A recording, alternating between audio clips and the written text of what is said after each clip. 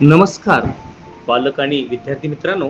येत्या शैक्षणिक वर्षात शाळेच्या पहिल्या दिवशी शाळेत येताना नवीन वर्षाची सुरुवात आपण एक आगळ्या वेगळ्या उपक्रमाने करत आहोत. 16 जून शाळेच्या पहिल्या दिवशी शाळेत येताना 20 ते 30 रुपये किमतीचे विद्यार्थ्यांना आवडणारे कोणतेही गोष्टीचे पुस्तक विद्यार्थ्यांनी शाळेत घेऊन यायचे आहे. पुस्तक घेऊन येणाऱ्या विद्यार्थ्यांनाच या उपक्रमात सहभाग होता येईल याची विद्यार्थी व पालकांनी नोंद घ्यावी. पुस्तकावर विद्यार्थ्यांनी स्वतःचे नाव लिहावे व इयत्ता तुकडी नमूद करावी. पालकांनी विद्यार्थ्यांच्या सोबत स्वतः पुस्तकाच्या दुकानात जाऊन त्यांच्या आवडीनिवडीचे पुस्तक घ्यायचे आहे. आपलाच मुख्याध्यापक श्री अमोक्षित अप्पाराव पाटील, लोकमान्य शिक्षण संस्थेचे श्री नारायणराव आचार्य विद्यानिकेतन, चेंबूर, मुंबई. धन्यवाद. नमस्कार विद्यार्थी मित्रांनो, मी साक्षी अप्पा गावडे, श्री नारायणराव आचार्य विद्यानिकेतन या शाळेची माझी विद्यार्थिनी. रमेश तांबे लिखित पिझ्झाची गोष्ट आज मी तुमच्या समोर सादर करणार आहे. एकदा एक कावळा गेला पोपटाकडे आणि म्हणाला, चल आपण पिझ्झा खाऊ, मग खूप मजा येईल. पोपट म्हणाला, चल चल चल, पिझ्झा सोबत बर्गर देखील खाऊ, नंतर छान कॉफी पिऊ. पिझ्झा, बर्गर, कॉफीवर दोघांचेही एकमत झालं. पण या दोघात पोपट मोठा चतुर होता, स्वार्थी आणि लोभी होता. साध्या भोळ्या कावळ्याच्या हे लक्षातच आले नाही. मग दोघे निघाले गावाकडे. थोड्याच वेळेत ते बाजारपेठेत पोहोचले. कावळा पुढे झाला आणि दुकानात म्हणाला, शेठजी शेठजी, जरा ऐका ना, मला एक पिझ्झा द्या ना. कावळ्याला बघता शेठजीने हातातली वस्तू कावळ्याला फेकून मारली. कावळ्याने कशी बशी ती चुकवली. कावळ्याची फजिती बघून पोपट पोट धरून हसू लागला.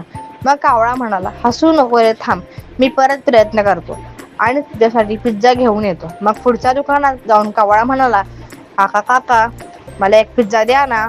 कावळ्याला बघताच काकांनी हातातले पाण्याचे ग्लास फेकून मारले. कावळ्याने त्याची शिताफीने चुकवले आणि खाली मान घालून तो पोपटाकडे आला. पोपट कावळ्याला हसू लागला, किती बिचारा आहे हा कावळा. मग पोपटाने कावळ्याची खूप टिंगलटवाळी केली. त्यावेळी कावळा गुपचूप आपली मान खाली घालून बसून राहिला. पोपट म्हणाला, आता बघ माझी कमाल.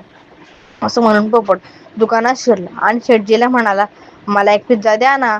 आपल्या दुकानात पोपट दिसता शेठजीला पोपट पकडण्याचा मोह झाला. त्याने पिझ्झाचा एक तुकडा पोपटाकडे फेकला. पोपटाने तो अलगद पकडला आणि भुरकन ओढून कावळ्याच्या शेजारी येऊन बसला आणि एकट्यानेच संपवला. तो कावळ्याला म्हणाला, बघ, पिझ्झा असा मिळवायचा असतो, तुला काय जमणार. तू काळा तो काळाच. कावळा मात्र हिरमुसला. तो पोपटाला म्हणाला, अरे, आपण दोघे सुद्धा खाणार होतो ना पिझ्झा, आपण दोघे मित्र आहोत आहोत ना. तसं पोपट म्हणाला, चल हट कावळ्या, तुला काय देऊ पिझ्झा, मी माझ्या हिमतीवर मिळवला. मित्र बित्र मी काही मानत नाही आणि मैत्री अशी कुणाशीही होत नसते, समजलं. मग पोपट पुढच्या दुकानात गेला जिथं कावळ्याची दुसऱ्यांदा फजिती उडाली होती. कावळ्याकडे बघत पोपट हसत हसत पोपट दुकानात शिरला आणि शेठजीला म्हणाला, काका काका, मला एक पिझ्झा द्या ना. मग काका हळूच उठले. पिझ्झाचा द्यायच्या बहाण्याने त्याने पोपटालाच पकडले आणि ठेवले डांबून एका पिंजऱ्यात. आता मात्र पोपट घाबरला. आता पिंजऱ्यात अडकून पडणाऱ्या विचाराने तो रडायला लागला. त्याने कावळ्याला हाका मारला. कावळ्याने पोपटाला सोडवण्याचा खूप प्रयत्न केला, पण यश आले नाही. पोपट आता दुःखी निराश होऊन पिंजऱ्यात बसला.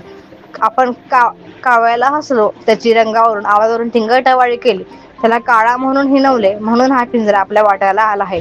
त्याने कावळ्याची मनोमन माफी मागितली. म्हणाला, असं रंगावरून आवाजावरून कोणाची टवाळी करणे योग्य नाही. हे आता मला कळले. खरंच मी चुकलोच. धन्यवाद.